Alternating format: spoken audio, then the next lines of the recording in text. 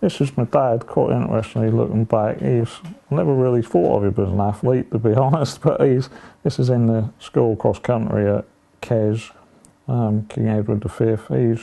He's the first sort of member of the family really to go to grammar school. He came out with several A levels, got a job in an office because that was what the family wanted him to do. Stuck it for 2 days, I believe it was, and then went into the fishing industry, and that's where he stayed. This photo, this is quite nice. This is my mum and dad here. They're kind of, you know, sort of obviously a long while ago. Yeah, this is actually at St Nicholas Church, which that's kind of always been quite important to the family. That was the chapel for the fishing community. This is my dad, my mum and myself. Also, as you can see, snappy dresser. I quite enjoyed that. This one here, this is my great nanny. Now, she was married to my great granddad Robert Bunting, and that's sort of where my name's come down from. It's quite nice just to see, and there's very few photos. A lot in the books and that they produce about the North End. They often use the same photos because there's obviously a limited amount of them still available. So that's quite nice, really. Good Childs were like photographers of the day, really. They seemed to take all the, you know, I guess for all of Lynn really, but predominantly they was based in North End, I think, and so a lot of the photos come from there. So that's one of my aunts. This is again just sort of youngsters from the family, but you can see like the houses. That's all as I can remember. They weren't like all rendered like they are nowadays. They're the old sash windows and what, yeah, and that's quite, you know, it's quite nice looking back. This is my granddad again, and you know, and my nanny. Nanny was always poorly, as you know, I've been told. So, you know, they had something about 10 or 11 children. I think most of the families did at the time, although they didn't all survive, which was fairly well the norm, I think. These guys, this is my granddad. This is when they was, looks like they was at sea sometime. I don't know the other fellas, but this is my granddad, and you know, he was sort of very well respected in the North End fishing community. This is my dad, and that's the Shamrock, the boat what they had. And yeah, a lot of happy memories from being down there. I used to go away with them now and then, and the only thing I didn't like in the hold there, I used to absolutely hate going down there. It used to stink the high heaven of diesel fumes and badly made cups of tea. So, not good.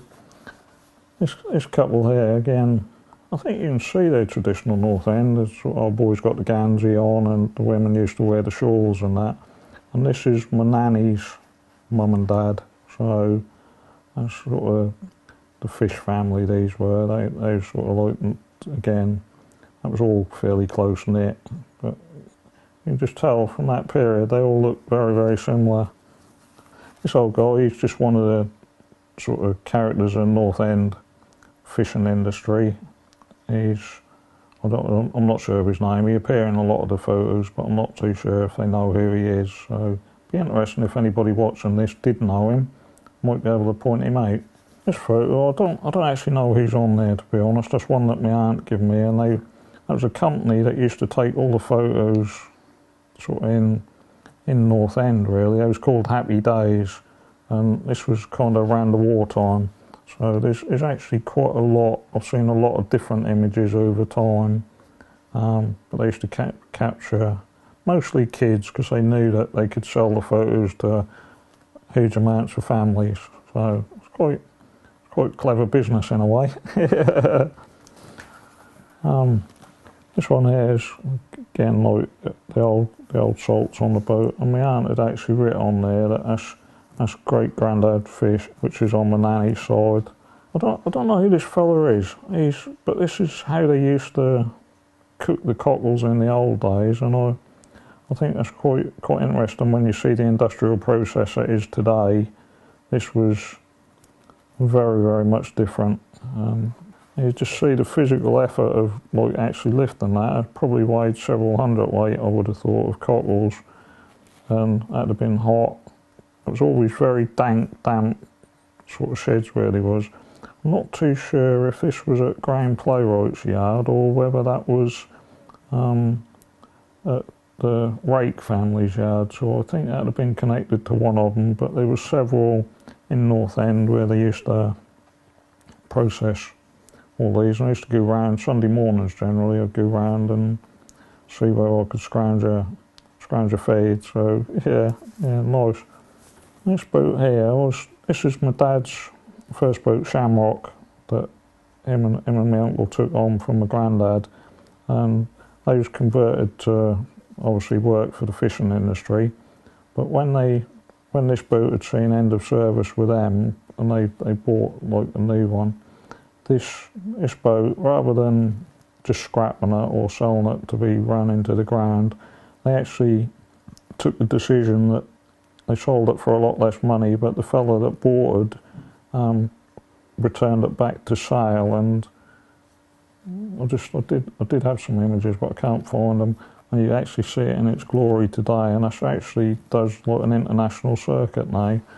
And my ambition one day is if I can try and catch up with it somewhere, I'd like to just go see it. They sold the Shamrock, bought the other one, the Rose, and they bought that from Boston, and he had it just a few weeks, and actually run aground on when everybody go to Hunstanton now and have the tour out with the Seal Island trip. Well, they actually run aground on there pre-days of like the radars and all that, and they was on there, stuck on there for I think it was about 5 nights, and trying to take the choice rather than being rescued, trying to save the boat, which in the end they unfortunately lost, and that kind of very much set the business back, and at a point maybe could have ended the fishing side of our family really. But it was sad times for the family, and also because they was on there, like trying to save the boat, they was putting their own lives at risk. I don't know, I can understand them doing it. That was their livelihood at the end of the day.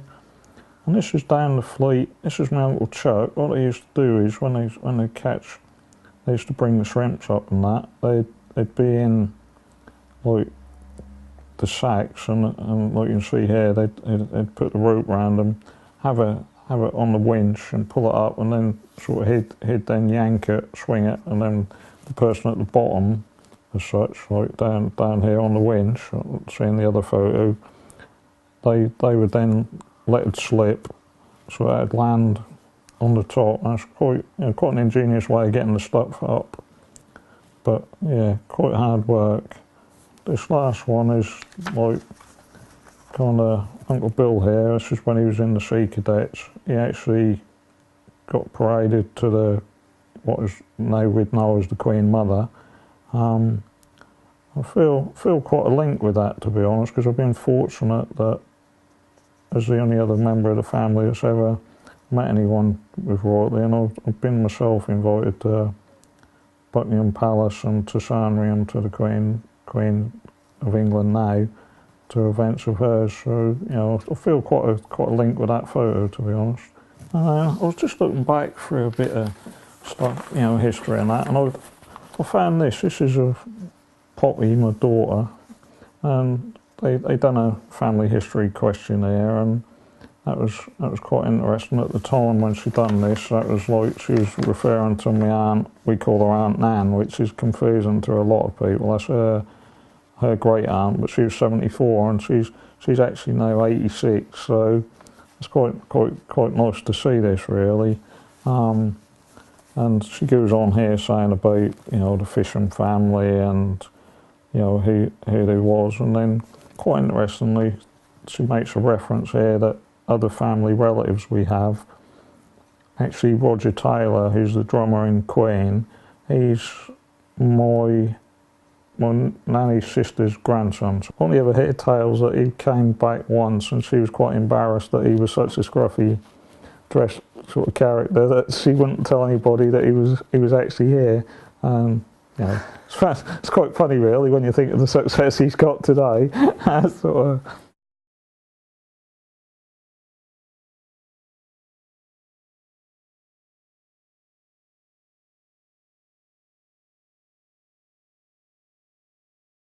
feel very privileged actually. My aunt and a few other family members, mostly my aunt and Nan, was kind of giving me all these pictures and that, and yeah, I feel quite privileged being a custodian of them, to be honest.